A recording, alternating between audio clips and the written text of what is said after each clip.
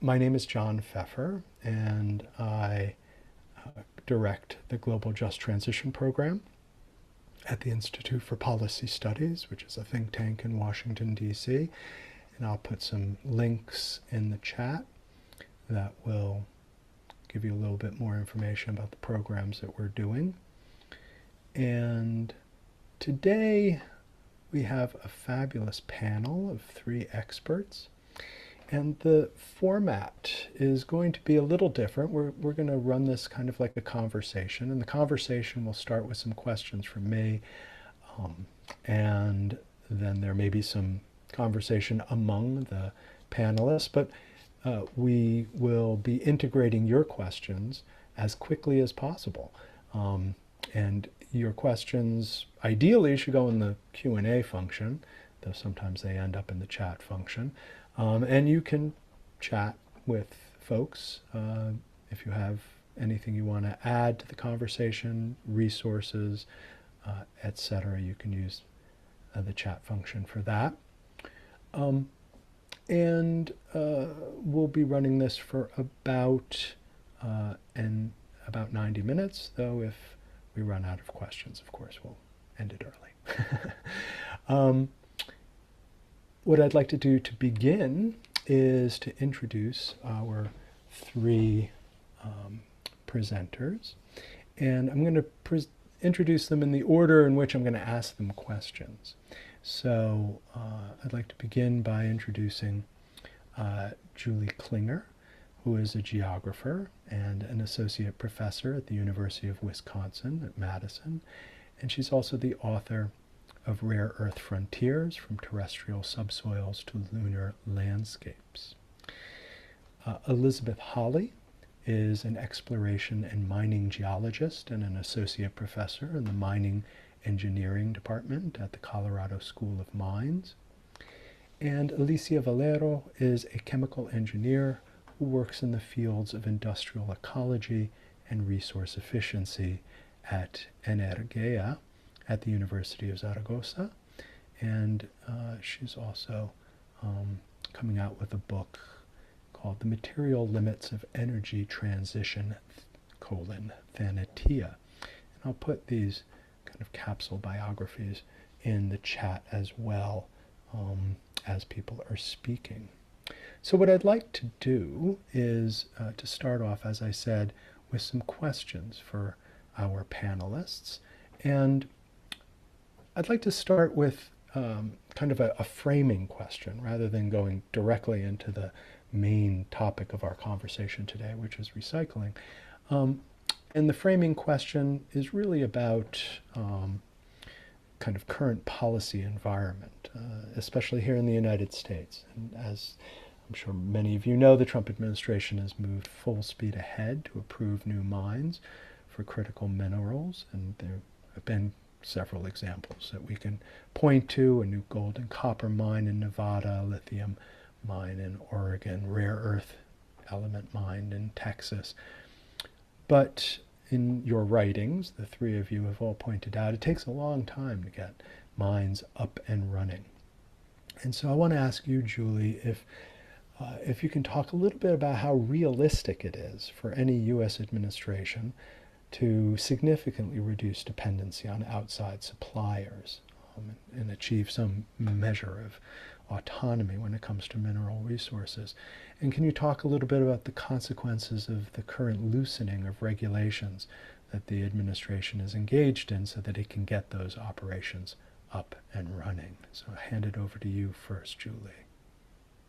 All right, thank you, John, and thank you everyone for being here. A, a couple of things that I'll say is kind of big picture. Our global supply chains are engineered for interdependence primarily. And that interdependence is designed to fulfill a couple of different purposes. I mean, we're familiar with the globalization, the arguments about flexible specialization and comparative advantage and all of this.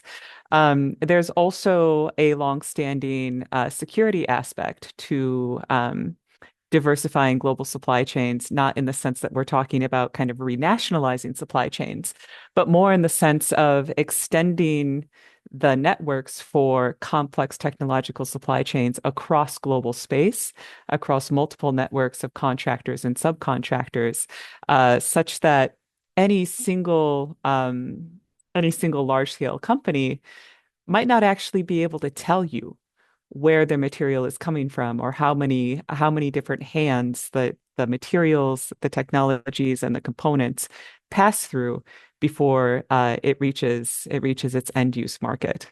And this, on one hand, is a vulnerability for a lot of reasons, right? It does make things like transparency and traceability very difficult. I would argue that that is actually a feature and not a bug of our economic system because it hides all sorts of um, bad practices.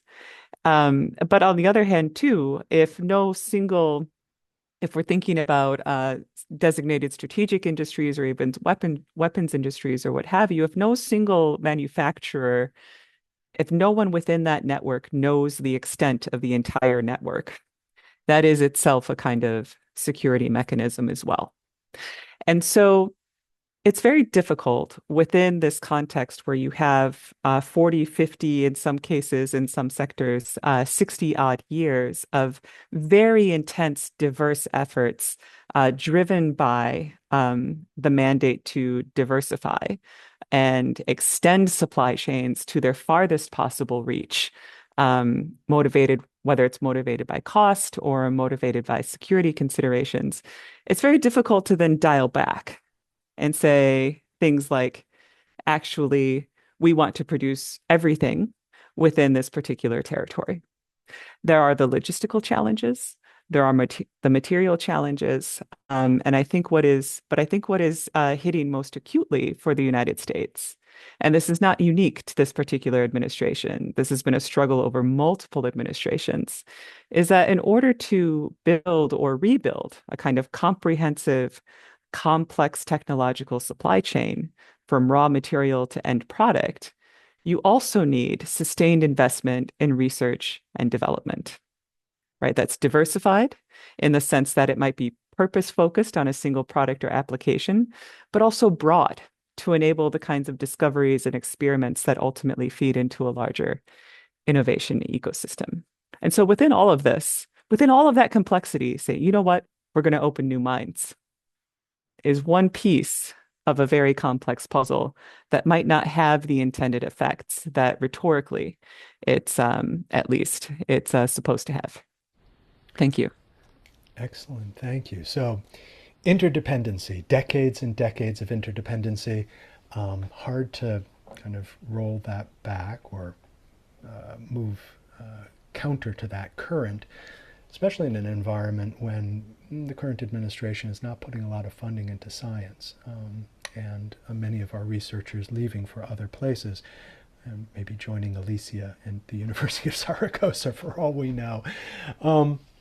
One way out of that, perhaps one shortcut, would be to emphasize the amount of minerals that we can get out of waste, the waste generated by the mining process to begin with, tailings, as well as in the processing of minerals, which leads me to the second question for you, Elizabeth, and that is extracting minerals from waste.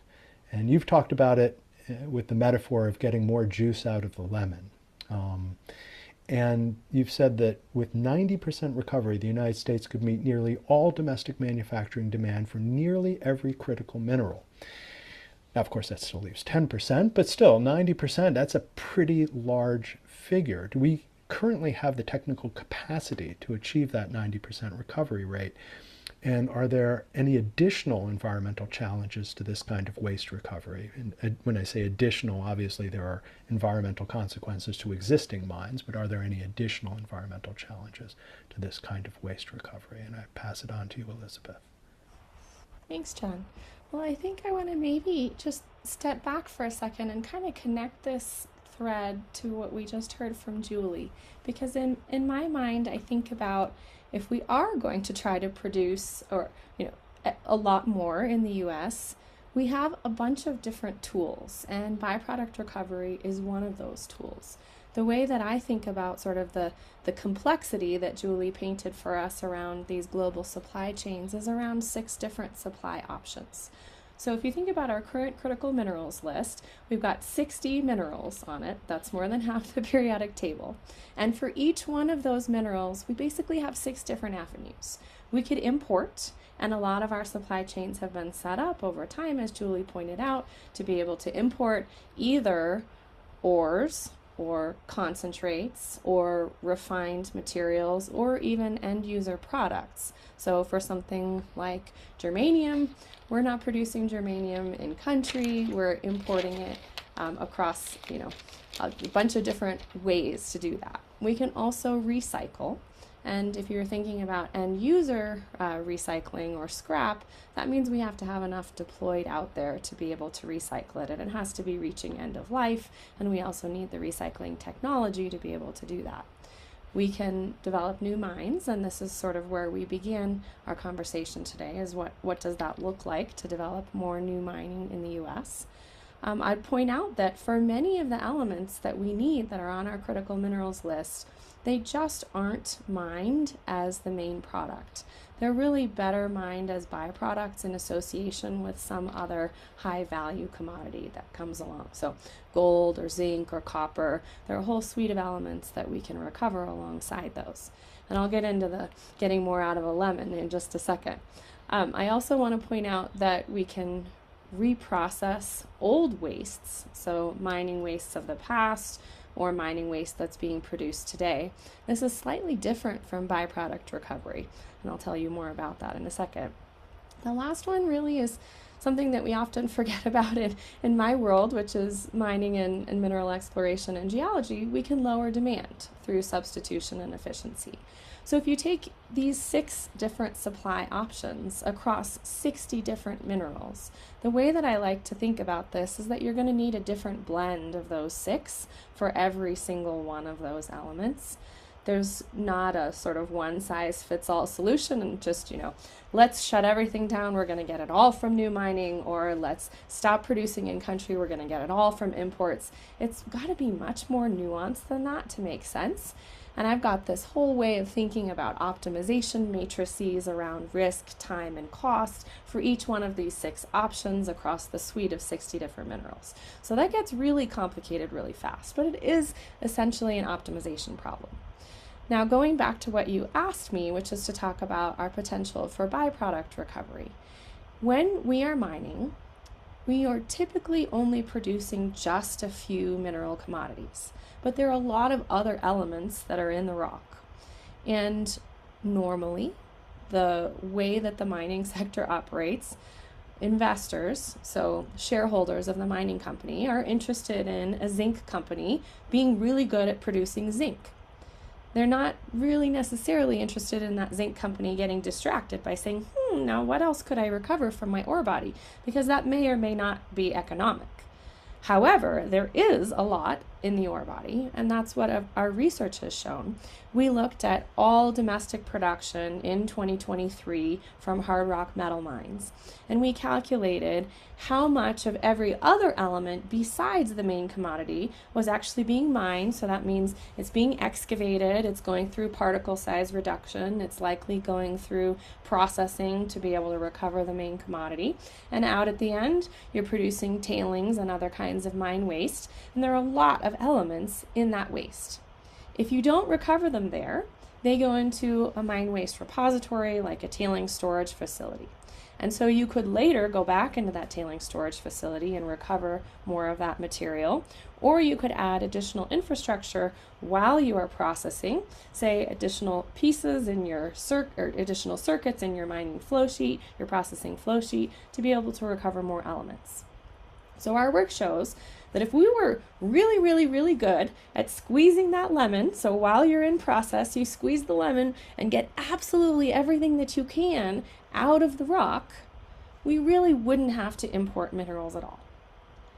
Now, I just said that it's not going to be that simple, right? There are going to be 6 different supply options, and in many cases, it's just not going to make economic sense. It could be really energy intensive, it could be really reagent intensive or water intensive, or for the company, it might require quite a bit of investment in other types of infrastructure.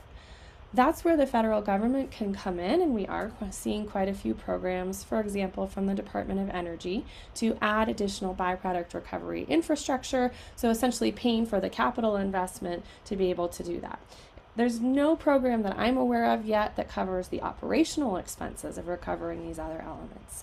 There also is not a systematized, what we call geometallurgy research and development program. And so that's what we're really trying to push at Colorado School of Mines, because that is kind of the bridge between the Department of Interior's basic science understanding, sort of generally what's in the ground, what places are prospective for what mineral, and the Department of Energy doing all kinds of sophisticated processing and advanced materials. Geometallurgy is the science that connects those dots, and it helps us understand in what minerals do these elements of interest sit, and how do they behave when we apply different processing technology.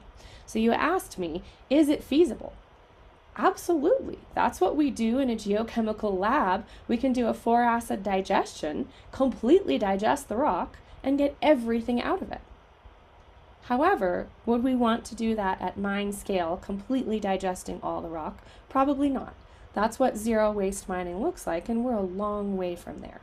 But we could do a better job. We could squeeze the lemon a little bit more for some selected high priority targets, and then we wouldn't necessarily have to import those. Excellent, thank you. So I came into this thinking we were just talking about lemonade, but obviously this is a much more complicated drink with a couple more ingredients in it, and the challenge is to really optimize this drink according to a variety of different criteria. I mean, obviously some people like the drink more sour or more sweet, so that's where policy comes in to determine what kind of drink we're getting. We may want to dig a little deeper, to use the mining metaphor, into this question of feasibility and whether at a mine scale, where it might work with particular minerals opposed to other minerals, because some minerals are more highly valued at this point for particular purposes than other minerals. So we may want to dig into that. But before we do, I want to turn to Alicia and ask the third question here, and to bring in the European Union, because the European Union has put forward a pretty impressive, at least on paper, policy for its minerals, and it has established a kind of 25% target for deriving minerals from recycling. So reducing dependency on imports, perhaps, though this at some point in the future, if recycling gets up to a much higher level, reducing dependency on domestic mining, although the European Union, I think, is interested in boosting domestic mining at this point as well. But you've heard what Julie and what Elizabeth have been talking about. What can we learn from the European Union experience so far? And when I say the European Union experience, obviously it's the policy environment of putting together policies to achieve greater mineral independence, but also maybe experience on the ground in terms of what impact the new mineral policies, to the extent that they've been implemented, what impact they've had. So I pass it over to you, Alicia. Yeah, thanks, John. Thanks for having me here as a representative of the European Union. And I have to say that talking with my colleagues from Europe, we are quite jealous about the US because we have the perception that in the US everything happens more rapidly. So if something is said, then it happens somehow. Whereas here in Europe, we have very long decision times, and everyone is discussing, and everyone is against the new policies, etc. It has obviously the good side and the not so good side, but it's something that is being discussed now. So Europe is actually now very worried because we have outsourced our mining industry throughout many decades. We have outsourced the heavy industry, the refining industry, and all that industry that pollutes a lot and consumes a lot of energy. That's why in Europe we are so clean, because we do not produce all these materials that are needed. We just assemble them. And the burdens, well, they are kept in the original countries where they are produced.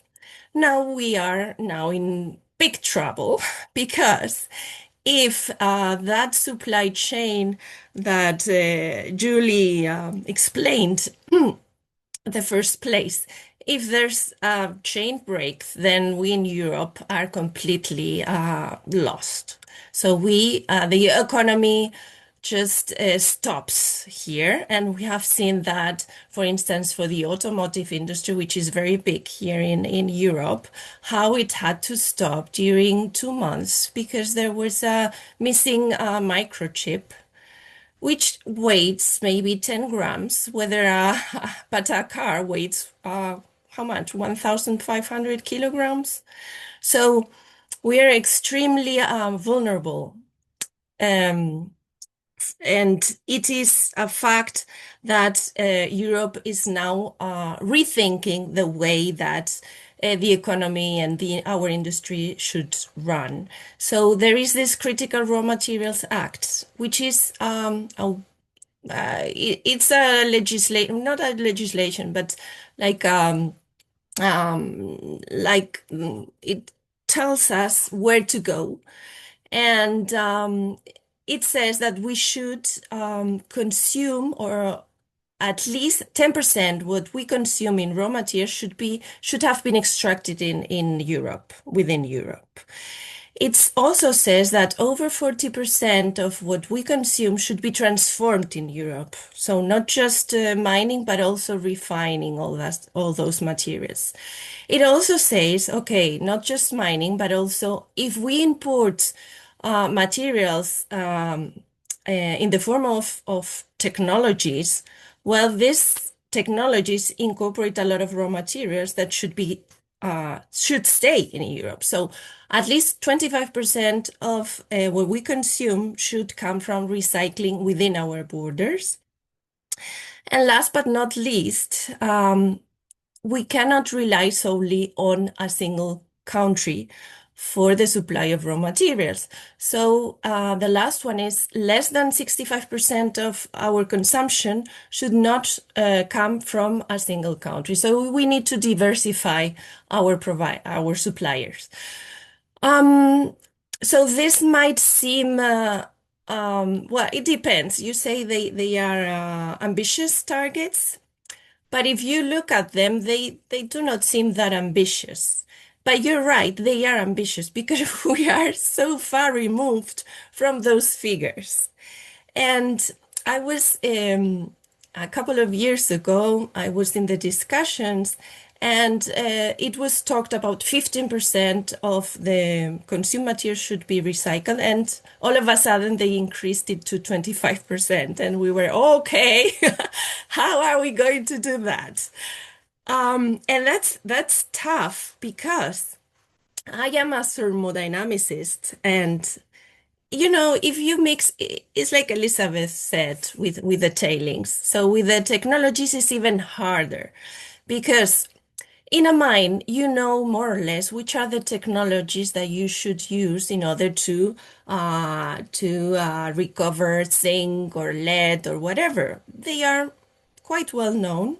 If you want to go further and take the elements, the further elements from the tailings, well, obviously they will cost more water, more energy, more impact, but more or less you know the processes.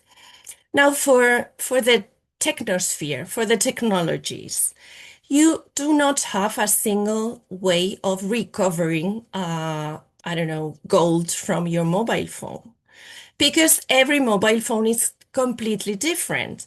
So you have to investigate different forms of recovering the different elements depending on what you have.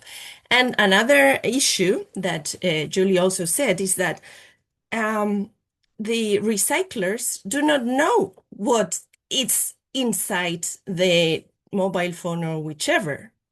Not even the producers know that. So we are facing a really difficult situation because one, the technologies are not mature enough. Second, the objects are not thought to be recovered at the end of their life. So I give this very simple example. If you mix sugar and salt, mixing is very easy. But now try to demix that sugar from the salts. Now, in a mobile phone, you might have 30, 40 elements. Now, try to demix them. It's so, I am not saying that it's impossible. Well, according to thermodynamics, you will always lose some quantity. But even if you got about 90% of the most of the materials out of it, the energy required to extract them, the chemicals used, the water, that's so high and it's so costly that it's just uneconomical. And then there's the other part, which is okay. I don't know in the US, but in Europe, one of our biggest problems is that all such technologies do not arrive at the correct point. We all have in our drawers the Nokia from 1999 or something like that. So how are we supposed to get enough waste, electric and electronic equipment? I am talking mostly about this because they contain a lot of critical raw materials. So if we do not have enough volume, then it's even more complicated to get all the resources, the valuable resources out of them. So it's really difficult, and obviously there are many funding programs to try to improve all the recycling technologies. There are also funding programs to open mines or reopen mines, also tailings, try to deal with waste from mining waste. But again, it's very challenging, and we do not have time. That's the fact. Thank you, Alicia. That was sobering. It's of course, you know, it would be nice if we had a magic wand that we could pass over these pieces of old equipment and they would magically kind of divide into all of their component mineral parts. But of course, we don't. And it's a question, I suppose, of figuring out where the point of diminishing returns is. I mean, there might be some easy gains by separating out some minerals, but as you said, it will cost something and perhaps a lot to recover trace elements or some of the more difficult um, elements that are involved there. So I'm going to remind our listeners, our watchers, our viewers, our participants that they can ask questions by putting them in the Q&A. But I'd also like to give our panelists an opportunity to, at this point, I have 3 more questions I can throw at you. But at this point, if you have any comments you'd like to make about the questions I asked the other people, or if you have just comments you'd like to make in general about the topics we've talked about so far, you can just raise your virtual hand and I will recognize you. I see a real hand. Julie raised her real hand. Go, Julie. Yeah, thank you so much for this. It's both a treat and also feels very important to be having this conversation. I mean, one thing I'd like to put to both Alicia and Elizabeth, because we all 3 of us have different areas of expertise, is maybe, maybe it's a naive question. But we do often hear this talking point about how difficult it is to recycle because, you have the salt and the sugar mixed together. And it's very energy intensive, and the recipe for each of these technologies, like they're all very complex and intricate. Um, but then my mind invariably goes to the question, well, yes, so too are these materials when they're found in mineral deposits in the Earth's crust. And so I'm wondering if we like have a sense of like the comparison in the chemical and energy intensity that's involved in, say, processing hundreds of tons of stuff that's been dug out of the ground versus hundreds of tons of tech that's been put into a giant blender. Um, thanks. Yeah, good question. Elizabeth, Alicia, it's first on the mark. Go. Okay. Um, That's a good question, and the answer is there is no simple answer to that because because every technology is different. So you really need to even every model of mobile phone is different, or every car. We have been analyzing and dismantling and finding ways to recover metallurgical ways to recover critical raw materials from cars, for instance, right? But it is true that sometimes, and more often than not, the concentration of as an element in a technology is way higher than in a mine. For instance, gold, the concentration of gold in your mobile phone is about 100 times higher than that in a rich gold mine. So apparently, it is feasible to extract it, to recover it. And in fact, in the Olympic Games in Tokyo, the gold medals were made out of scrap.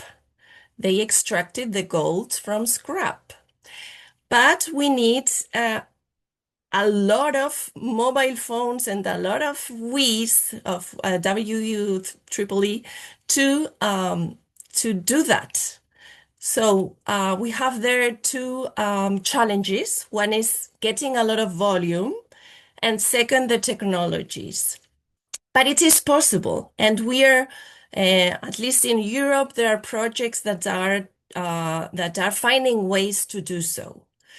And soon, very soon, I hope it will be a reality that we can recover really all those elements at a cheaper cost than in the mines and at a lower environmental impact. So this is our objective. Now, I think that the barrier is rather an economic and a technological one because the technologies are not meant to be recycled. But if the designers think in mind the end of life, then everything will be easier. And in this direction, Europe is going, like writing prescriptions on, okay, you need to, for instance, make sure that you have spare parts, that your technology can be disassembled, etc. So that will happen. That will happen. But even doing that, we cannot live solely on what there is in the technosphere. Mining will still be required. So there is this trade-off, and we still need to rely on mining, but obviously there's a lot of things to do in the recycling perspective, let's say. Excellent. Thank you, Elizabeth. Yeah, I want to echo something that Alicia just said. If our demand is increasing, that math just doesn't work out for recycling to meet all of demand. Certainly, it's one of the important ingredients, but we'd have to be finding every old 1990s Nokia in all of our desk drawers, right? Plus a lot more. Turning back to thinking about mining, my mineral processing collaborators tell me that comminution, which is breaking big rocks down into smaller rocks, this is the first step of mineral processing and mining, is 6% of the energy budget in the United States. Absolutely enormous, right? So when we're thinking about mine wastes or byproducts, or maybe even end-of-life recycling or scrap recycling, we have to think about sort of the embodied energy is the phrase that my mineral processing collaborator uses, right? There's already energy invested in getting to that stage. And so if we can simply be better about getting more out as we do that, all the way down through the whole, stages of the supply chain into the end user products, then I think we're maximizing the use and investment of that energy. Excellent. Thank you. I'm astounded that 6% of the energy budget goes to breaking big rocks to smaller rocks. Of course, all I can think of is that the classic movie images of convicts breaking big rocks into small rocks. Multiply that across the entire country is rather astonishing. We do have a question. I want to get, of course, to my other three questions, but the participants' questions trump my questions. And so the question that we have in front of us is, what exactly are the technologies for this kind of recycling? And are there any large actors in the mining industry that are engaged in this issue? And I guess maybe Alicia, you have maybe some insight, at least in what's going on in Europe. So the technologies are basically, we can divide the technologies into pyrometallurgy and hydrometallurgy. So you put a lot of energy in it, in a furnace, okay? Or you put a lot of acids into your technologies to separate them. Obviously, this is a simplification, all right? And so the lower the concentration of a given element in a technology, the more unit processes you need to apply in order to recover it. So you might have a lot of, I don't know, a lot of different unit processes in order to get the last milligram of gold or whatever.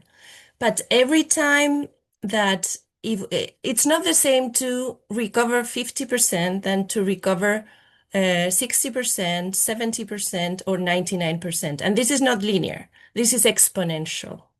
So this is an exponential curve, what means that probably when you reach a certain target, then you stop because it's not economical.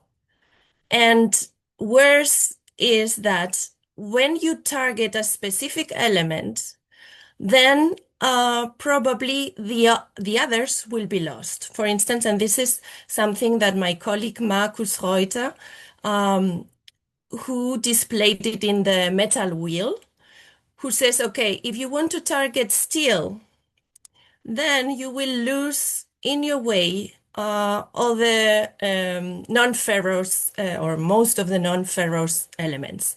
So for instance, copper, gold, etc.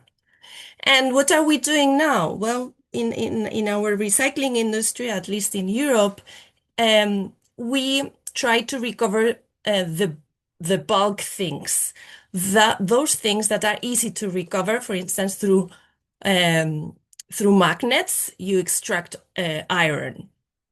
That's a physical procedure, which is very low energy demanding and not very costly. Now, in a car, for instance, a car is made out of mostly steel, a little bit of copper, a little bit of aluminum, and then tiny parts, but almost the whole periodic table of critical raw materials. Now, our legislation tells us that we need to recover 85% of a car. What do we do? Well, we apply magnetic processes so that we can extract the steel. And in doing that, and some other processes to obtain copper and aluminum. So with those simple processes, we reach the target. But a car has about 14 different types of steel. Now, if you mix good wine with bad wine, what do you get? You get bad wine, right? So that's what we're doing with the steels. We have high strength steels with vanadium, nickel, whatever, and we mix that with steel from a washing machine, for instance. Now, here the key point is that 85% of the materials recovered in the car do not make up 85% of a car, just because you need new virgin materials and the new additives to make that good quality steel again. So that's the problem, that we have been focused on the easy part, on the bulky part, and we're legislating in terms of weight. And that's absolutely incorrect. That's wrong. And that's what I am trying to fight in Europe. Setting targets in mass terms is absolutely not understanding anything.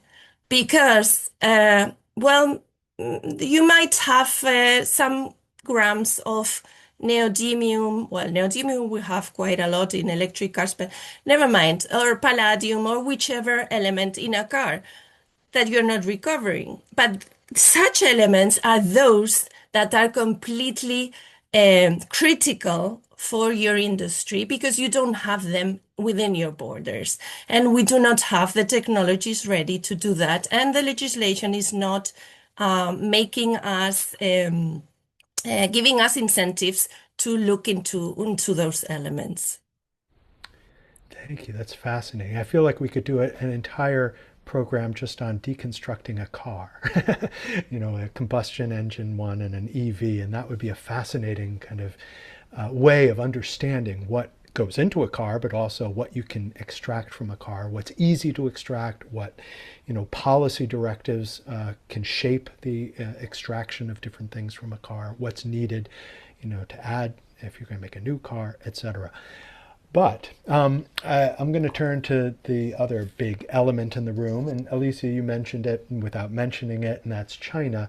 And when I say you mentioned it without mentioning it, you talked about Europe trying to reduce its dependency on single suppliers. It's a nice way of usually saying China, because China dominates both the extraction and processing of so many critical materials. Julie, you specifically have written about this with respect to rare earth elements. You've also pointed out, that China also kind of is part of this larger chain of interdependence. It's even if it dominates, especially in rare earth elements, the extraction and processing of it, it's dependent on global supply chains. And so I'm curious. Given the fact that China also leaves a lot of juice in the lemon, I think you estimated that between 50 and 70% of rare earth minerals are left behind in waste products. But China's also been a leader in patenting extraction techniques, especially rare earth element extraction techniques. So I'm curious if China is looking at recycling too. If it's developed any kind of new extraction techniques, whether there's a potential for kind of scientific cooperation, including China, on these issues. And ultimately, my kind of overriding interest is reducing geopolitical confrontation, whether this would be a kind of interesting pathway for increasing cooperation among countries for greater good. So I pass it over to you, Julie. All right, thank you for that. I mean, the question of recycling, I think, does make us look at the supply chain as well as the geopolitical dimensions in a different way. Because if we think about recycling streams, particularly with respect to rare earth elements, those sources are much more diffuse. in terms of readily available kind of above ground sources, as compared to, say, developing below ground or geological deposits. So China's rare earth system has been like extraordinarily efficient at scale, right, in terms of market share and the quantities that are produced. But not so much so at recovery and efficiency. And this insight comes from peer-reviewed scientific research, published from China's leading research institutions that found that at major industrial operations in China, anywhere from that statistic from 50 to 70% of the good stuff that's dug out of the ground doesn't move beyond the supply chain. And this, I think, is an interesting kind of counterpoint or talking point to one of the, I think, more common Western arguments that China destroyed the rest of the world's rare earth industry by flooding the market with rare earth elements, right? In fact, what I think this lack of investment in on-site recovery at China's industrial operations show that the economic constraints do, in fact, also filter into China's domestic mining economy.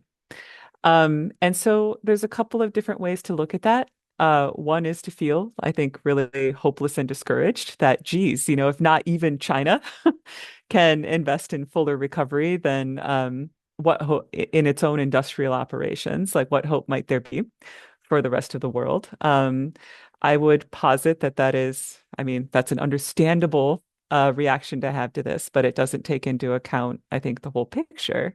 And that is to look at actually what has been happening with respect to recycling and material recovery within China's academy and various state-owned companies.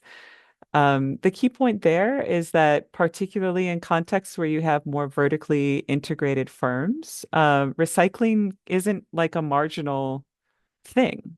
Like recycling and recovery is like integrated into the core of the industrial system and the industrial strategy. And I think what's really important here is that mining companies themselves are a big part of that shift, right? And so to Elizabeth's point, that depending on the element, the six different factors or sources, right? It comes kind of down to optimization. I think a real strategic insight here is really compelling, but also empowering the primarily extractive actors to look at optimization for recovery and recycling. I'll just say one more thing about the possibility of cooperation around recycling. So for decades, I mean, simultaneous to, the rise of China's rare earth monopoly, there's also been a strong tradition of fostering, international scientific cooperation. In fact, the interim provost to whom I turned in my dissertation said, "Oh, wow, rare earths, China. I spent time in Baotou at their rare earth research facility, right, in the 80s, right?" And so there's like it has, I think the point that I want to make there is that recycling, material science, metallurgy, and that kind of research, there's already a strong cosmopolitan tradition that's decades deep. Right now, the governments of China and the United States are making it very difficult for their scientists to collaborate with each other, and that's holding everyone back. My fear is that this might lead to a different kind of scramble as China ramps up its recycling capacity. Right now, we see a scramble in the rest of the world to kind of lock down geological resources and suppliers and mineral deals. Maybe once the rest of the world wakes up to the fact that China has vertically integrated recovery and recycling capacity that they've been working on developing for a long time, my fear is that if we don't reinvigorate international scientific collaboration, we'll see a parallel scramble for all of our waste to capture those supply streams as well. That, however, is a preventable conflict. Thanks. Excellent. Thank you. Thank you. We've gotten a couple of questions, and so far the questions boil down to a question around demand reduction, question around overproduction, and a question about community engagement / response to new mines. Perhaps we could start with demand reduction because we've heard a little bit about that. Obviously, Elizabeth, that was one of the I think one of the six factors was actually reducing our demand for minerals. Um, However that might be understood, whether it's reducing demand in a particular sector or reducing demand for electricity and therefore the component parts that produce that electricity, if we're talking about solar panels or wind turbines, which are mineral heavy.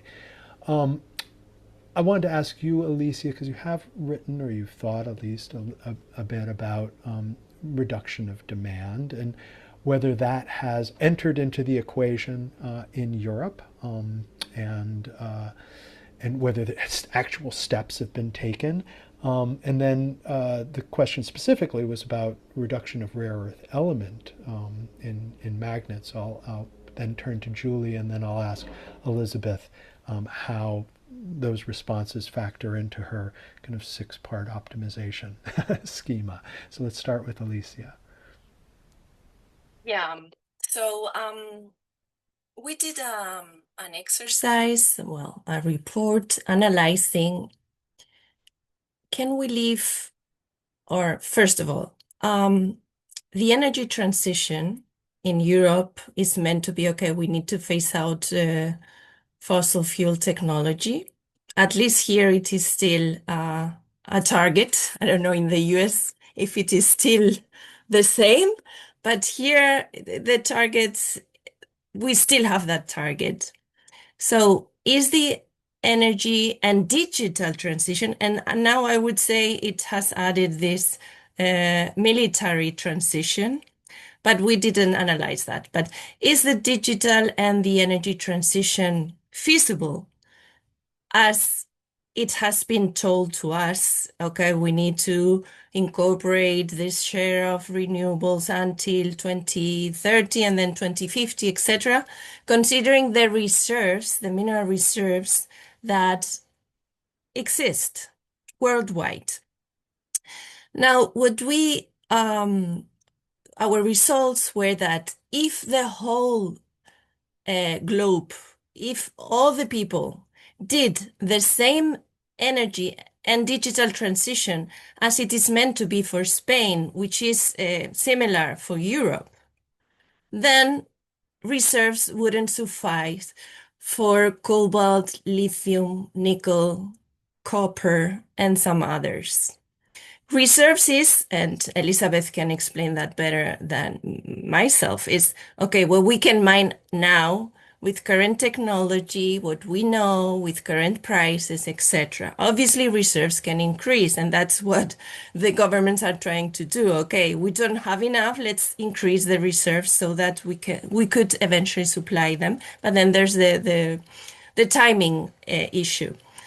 Now, the second question is, can we, if we recycle more, could we supply with the materials we need for the energy and digital transition if the whole world did the same? And the answer was not either, not either, because for certain raw materials, we would still have issues, like for instance, for cobalt or for nickel or for lithium. Obviously, this considering the state of the art of the technologies right now, which means that, okay, we have lithium batteries. Maybe we could switch into sodium batteries, or let's try to reduce the cobalt content. So substitution is obviously something that we need to investigate, and we're doing that.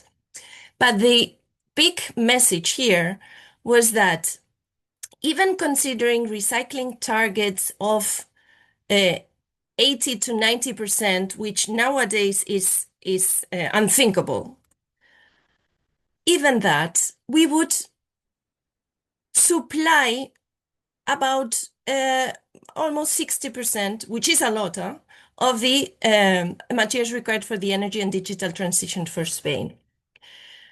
And what about the rest? Well, if we do not increase mining, and in Europe, there is a lot of opposition of opening or reopening mines.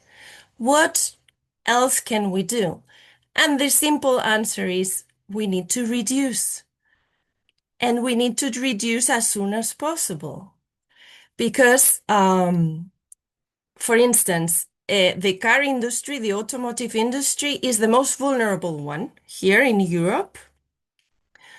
And so every measure targeted towards improving the mobility here in Europe would have a huge impact on our dependency on raw materials.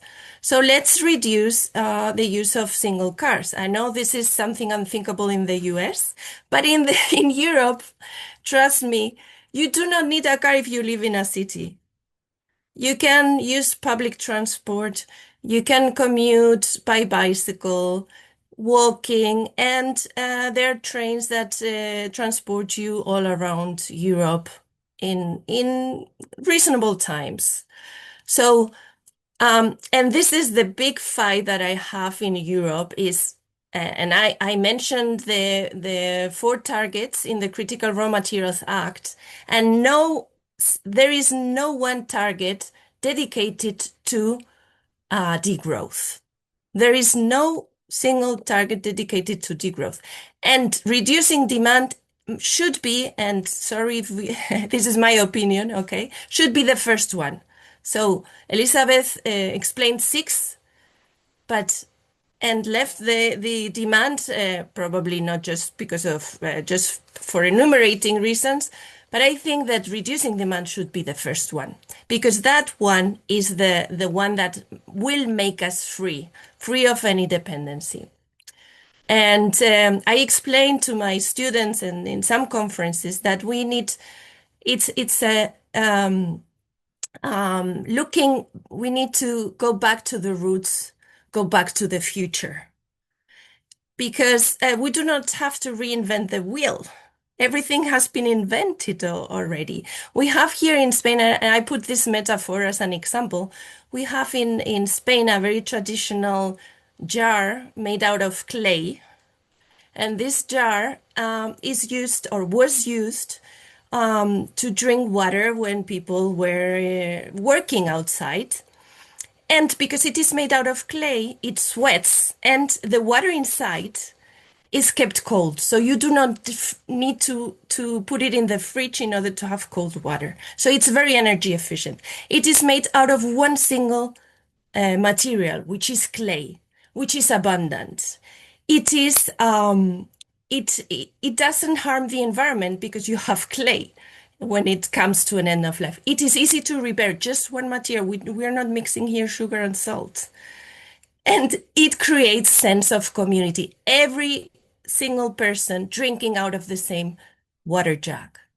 So we need to go back to the roots, back to the future, and as soon as possible, because if we do that, then we will be free. So this is my point of view.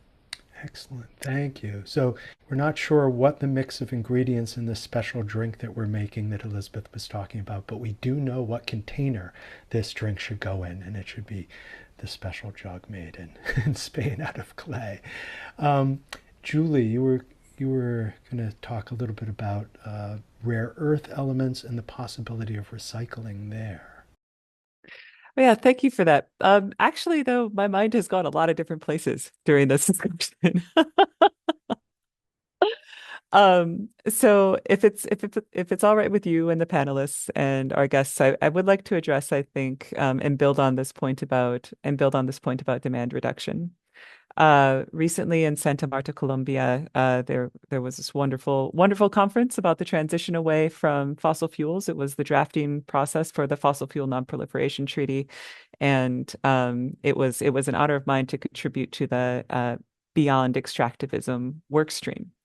And the purpose of that work stream was to think through how the transition away from fossil fuels doesn't amplify or intensify extractivism of multiple different forms, right? We're talking about it in terms of materials used to build renewable energy technologies, EVs, et cetera. We also discussed it in terms of biofuels, right? Large-scale biofuel or agri-fuel production is also extremely extractive and destructive. And there were an extraordinary number of proposals, many of which, though, not only have we heard before, but we've learned about all sorts of experimentations, laboratory scale, community scale techniques, right? And so what I want to offer here is that the flip side to this really complex, intricate problem that concerns all different kinds of elements and lots of different moving parts with different technologies and different waste streams, different potential sources for recoverability, from mine tailings to legacy industrial sites to heavily contaminated soils. The complexity of that problem, seen a different way, also means that really, honestly, anywhere we start is a good start, right? Anywhere we do work is good work. That no single thing is going to be enough, right? Looking at post-consumer e-waste is not going to be enough, but that's part of a bigger piece that might combine with repurposing legacy industrial sites, right? With investments in supportive infrastructures and things that kind of build a supportive post-extractive social, political, economic, and material infrastructure to kind of de-emphasize the extractive imperative.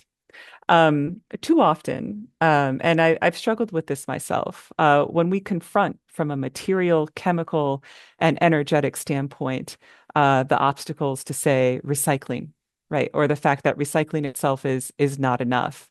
That can be really discouraging, right? And what happens in that moment of discouragement and maybe like intellectual, scientific, political, and social demobilization is that demobilization with respect to recycling and material sufficiency around the energy transition, for example, becomes more wind in the sails of the fossil fuel extractive juggernaut, right? And so, yeah, I think I'll leave it there. But just to say that the complexity that we're confronting is actually an invitation for lots of creativity. Excellent, thank you. Elizabeth, you brought up the question of demand reduction. So in light of what others have said, what can you add to this conversation? I've been really enjoying this, and like Julie, I feel like there's so many different threads that I could pull on here.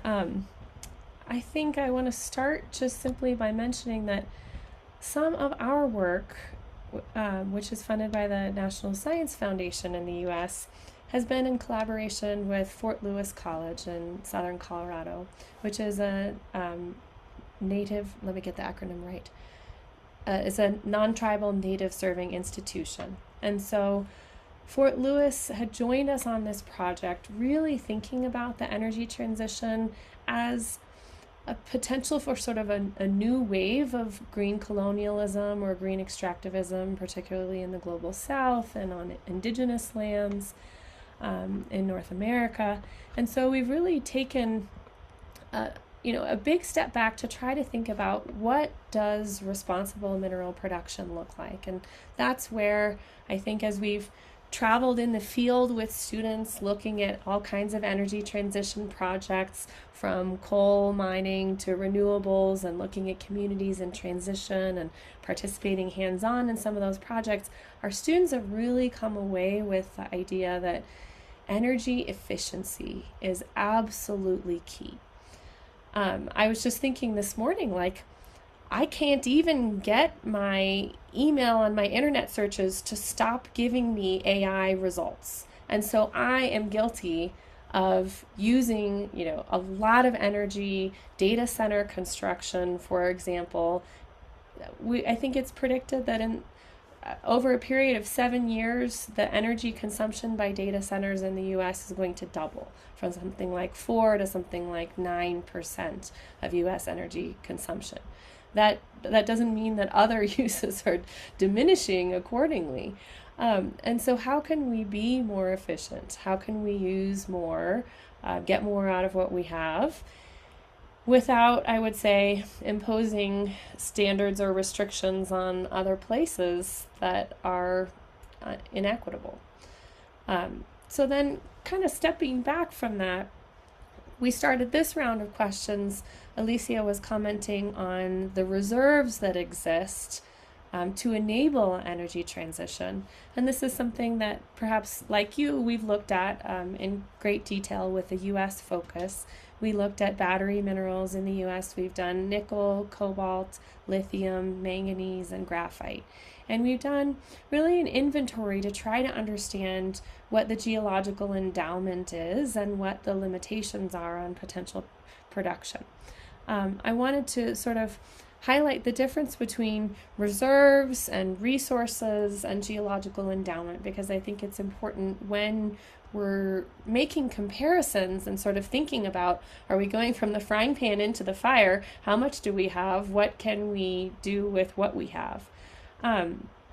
The reserves of a particular mineral are the amount, as Alicia said accurately, that could be legally, technically, feasibly mined right now, also economically. Resources have been delineated, usually meaning they've been drilled in great detail so that we've taken a lot of uncertainty out of the subsurface, but they are a little bit less known and not necessarily feasible for development. The step before that is really what I think of as geological endowment. And this is, for example, what the U.S. Geological Survey tries to understand is generally, when you look into the Earth's crust, what do we have? And the geological endowment of different minerals are sort of heterogeneously distributed across the Earth's surface because geological processes don't act equally in all places. And so this already lends itself, I would say, to geopolitical tension and complexity, that some places are just simply better endowed. For example, the Democratic Republic of Congo just has a lot of the terrestrial cobalt that we know about. But it doesn't have all of it. Maybe it has the most developable. And this is where we start to think about, in some of the papers that we wrote around this, we started to use the framing from the U.S. National Research Council around 5 types of mineral availability. So we think about geologic, do we have it? Technical, can we develop it technically? And this is, for example, where seafloor mining might come in. There's more cobalt on the seafloor than on all of land, but technically, do we know how to get it? Economically, is it worth it for somebody to invest and to develop the ability to go get it?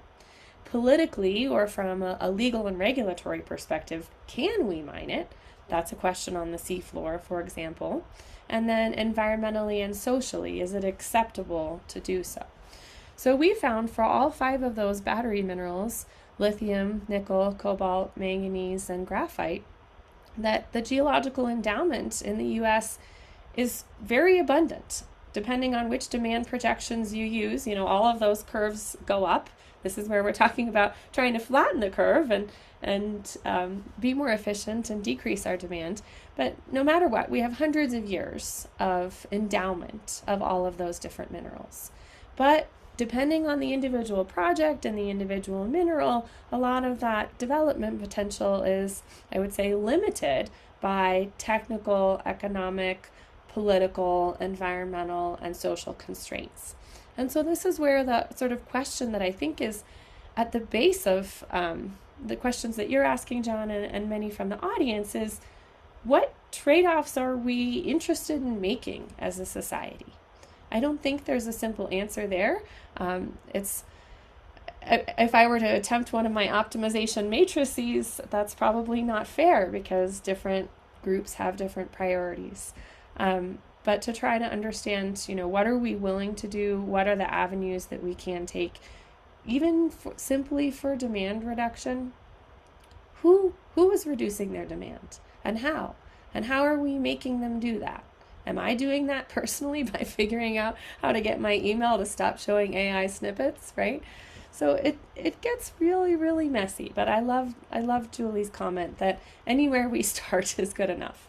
And so I guess to sort of wrap up this phase of my comments, I will say that in terms of the mine waste reprocessing and byproduct recovery space and the recycling space, as an engineering institution, Colorado School of Mines is doing all kinds of exciting things, but we're really known for being a mining school as well. we are constantly being invited by startups and by R&D arms of major companies to get involved in these really exciting research projects. And so I would say in the last 5-6 years, this has just become so much more of a growing, active space. And it's really exciting to see groups saying, hey, you know what? We are going to jump in. And we do think this is going to be not only a meaningful space to do research, but also likely a profitable one. So I think that's pretty cool. Excellent. Thank you. We've gotten a couple more questions. We probably can't cover them all, but grouping a couple together, maybe we could take a round from you three, and this might be the last round, so you feel free to add whatever concluding remarks you have as well in your answer. But looking at this question from the perspective of the communities that are in those geologically gifted areas in the United States and Europe, elsewhere, that actually there's quite a lot of mineral wealth there, and there have been mines, or there are mines that are proposed there, but there's not a lot of enthusiasm perhaps from the community to have new mining, or, and this is a similar question, remining. In other words, if there are tailings, they've been practically forgotten about, but now there are new technologies for extracting treasure from that trash. What are going to be the environmental consequences for the community of this remining? And of course, Alicia mentioned this as well, saying that there's 10% Europe has set as a target for domestic production, but there aren't a lot of communities in Europe that are enthusiastic about welcoming in new mining initiatives. So what can we how does that community response about the social and environmental consequences of mining and remining, how to address that? And Elizabeth, you had your hand up. Yeah, I just wanted to mention that our team involves scientists, engineers, and social scientists. And I'm not a social scientist, and so I don't want to speak with these ideas being my own, but they're definitely those of my collaborators. We wrote a review article on tailings reprocessing for metal recovery by U.S. companies. And this is U.S. companies who are operating worldwide, not just in the U.S. So we actually mined U.S. SEC, Securities and Exchange Commission filings for a 20-year period, looking at every time a reprocessing venture was mentioned. And there are 5,000 mining-related filings per month, so this is a huge amount of data to go through. But we found that there were really only about 600 mentions of this kind of activity by U.S. companies worldwide. And it boiled down to only 72 specific sites where reprocessing had even been considered, and only 27 sites where it had been implemented in a meaningful, relatively large-scale, systematic way. And we also interviewed our social science collaborators, Dr. Aaron Malone and Dr. Nicole Smith, interviewed qualified persons who are certified to sign off on mineral resource reports, and asked them, how often do you have to sign off on mineral reprocessing or mine waste reprocessing projects? And the answer was very, very seldom. In fact, only 2 qualified persons of all 67 had ever signed off on such a report, meaning that it's early days. We also looked at 100 scholarly journal articles on mine waste reprocessing, and mostly they only involved one discipline. I think from the conversation we've started to really understand today how complicated of a question this is and how it's going to really need to be interdisciplinary. So that tells you that even the research is still siloed. When it comes to sort of public or community reception of proposed mine waste reprocessing projects, I think that the literature out there, this is what we wrote in our review article, largely seems to assume that the communities will perceive this as beneficial. However, in the handful of case studies where our social science team is doing boots on the ground research, that's not necessarily the case. I'll give you an example of a community in Colorado where there is a long-standing active mine, and the community has a fairly good relationship with that mine operator. And then there's a sort of new guy in town company that wants to reprocess a lot of the historic mine waste that's in the district that is environmentally and sort of visually problematic, but is also part of the town's mining legacy and maybe in some way sort of a tourist attraction. And the community has been very skeptical about this newcomer and its reprocessing plans. I think there's questions, for the community about what the environmental impact would look like, what the operation really is. Does it lead into new mining? Is this sort of a back door to reprocess and then open new operations? And it's sort of a new relationship. And so I think we have to be careful, even though we think that generally it might be an environmentally beneficial avenue to reprocess waste and get rid of environmental bads and also recover things that we need.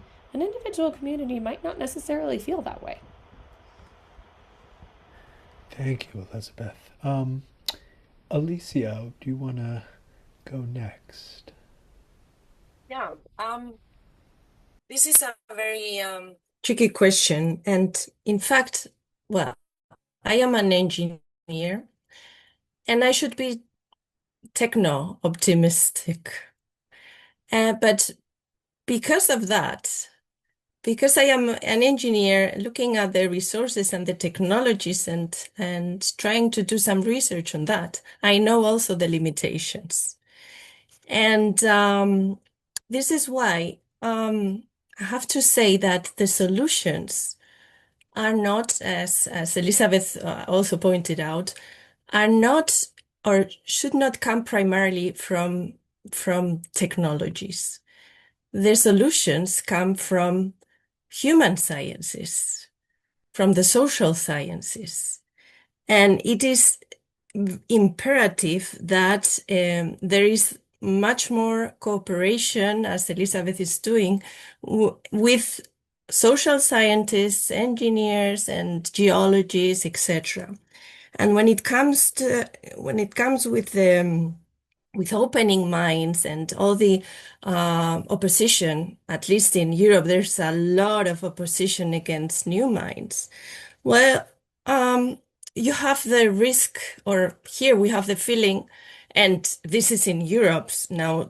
Do not think about what is happening in Africa, Latin America, and other countries of the new colonialism.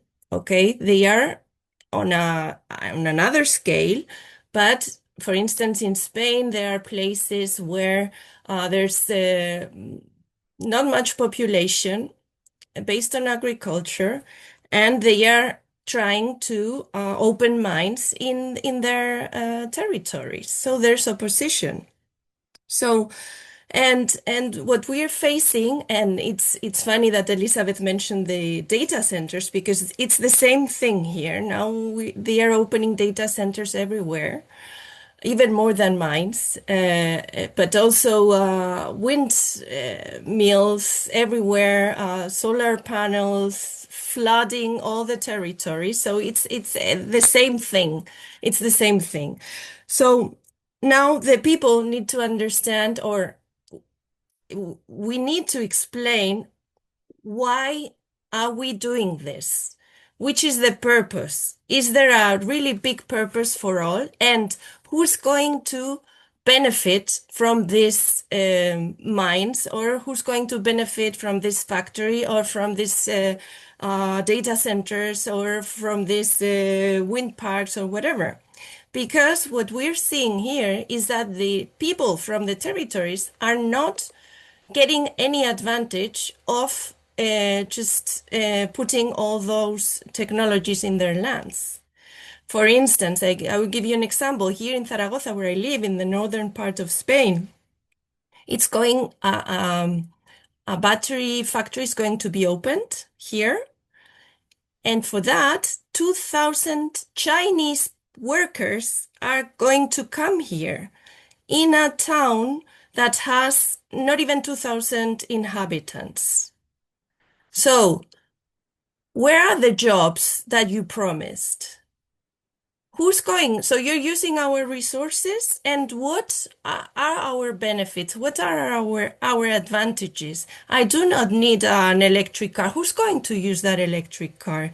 So it's obviously mining, and I agree with Elizabeth, is important. But we really need to focus on which are the real necessities of the people.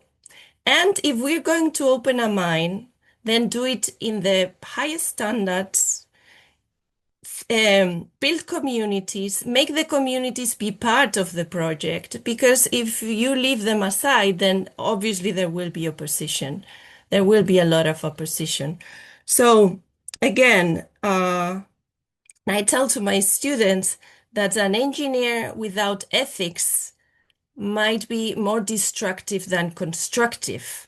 And in the schools, in the engineering schools, in the economic schools, in the policy schools, etc., we need more social sciences embedded into the curricula, because without ethics, without humanities, then we are just destroying our planet.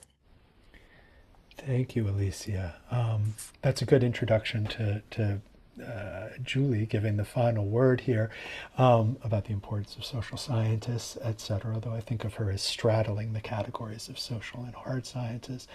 I'll throw in one interesting statistic I learned in research for an article I'm writing this week, and that is the increase in carbon emissions by the United States last year, which was a reversal of the previous 2 years, was attributed not to fossil fuel use. I'm talking about the increase, not about the general emissions, but the increase was attributed in large part to data centers and Bitcoin mining, so mining of a different sort.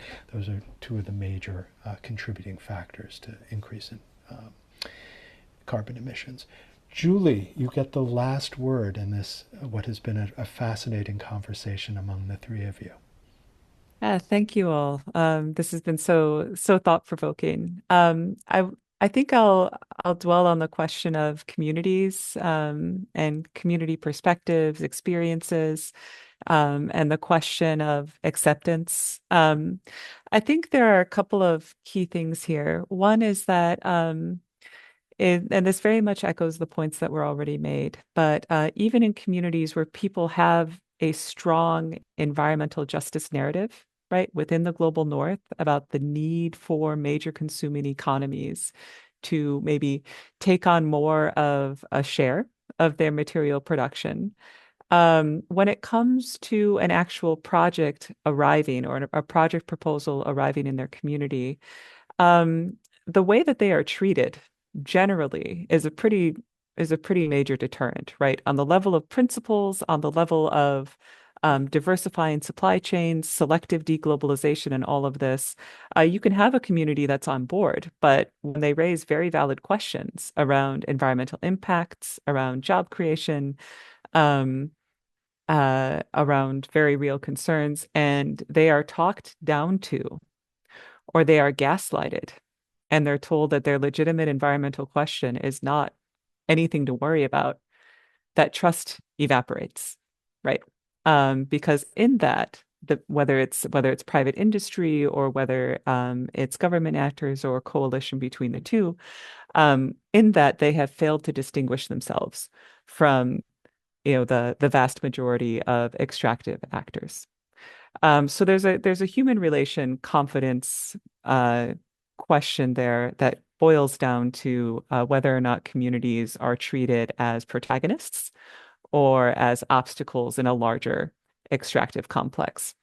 The second thing that I think is really critical is that there are currently no measures in place to ensure that material that might be really important for renewable energy technologies, there's no measures in place to ensure that those materials actually end up in renewable energy technologies. And when we think about what this means for, say, free, prior, and informed consent, right? ILO 169, right? If a community is contemplating hosting an extractive, whether it's a new mining or remining operation in their territory, they need to know where that material is going to go, And currently, no one is in a position to offer that assurance, right? But if a kind of climate designation assurance could be developed and enforced, that would give local communities ongoing oversight to ensure, for example, that the operations that they are hosting not only benefits them, but is contributing to a larger goal that they are invested in. And conversely, to potentially hold the operation accountable if it's found that their material is instead provisioning climate hostile purposes. And the final thing that I'll say here um, is that actually, I think Elizabeth actually put it in the comments here. Our current extractive mode, top down, imposing, getting to consent as opposed to actual co-design, has the effect of stifling a lot of creativity. And creativity is what we need. And so potentially relaxing, moving away from the one size fits all large scale question and instead actively building infrastructures that actively foster plurality and community autonomy and protagonism might be a way to hit all of these different targets: degrowth, well-being, greater quality of life, less extraction. Thank you. Excellent. Thank you all. I mean, this has been fascinating. I mean, I'm really interested in pursuing this question of end use guarantees, like seeing if there can be some agreements reached on the use of materials produced by a mine or remining initiative. In a study of NIMBYs, not in my backyard, that was done by a couple of U.S. researchers who were looking both at U.S. and Germany, they found that the most important criterion for determining whether a project can move from a NIMBY to a YIMBY, in other words, overcoming opposition within a community to any kind of project, it could be a renewable energy project as well, was community participation. In other words, where a community participated at an equal level was a guarantor, in many cases, of acceptance by the community of a project. And then finally, this issue of creativity. Well, all of your contributions today have demonstrated the importance of creativity when addressing these issues. You have put a lot on the table. I know that I am thinking a lot about the issues you've raised here. I hope our audience has too. I want to thank you all for all of your creative interventions in our discussion here. And I want to thank all of the people who've participated in their questions as well. We will put up a video in the next day or two that will be available. I'll send a link to everybody. At some point, we may even write an article that tries to integrate some of the points that folks have made, and we'll get that out to people as well.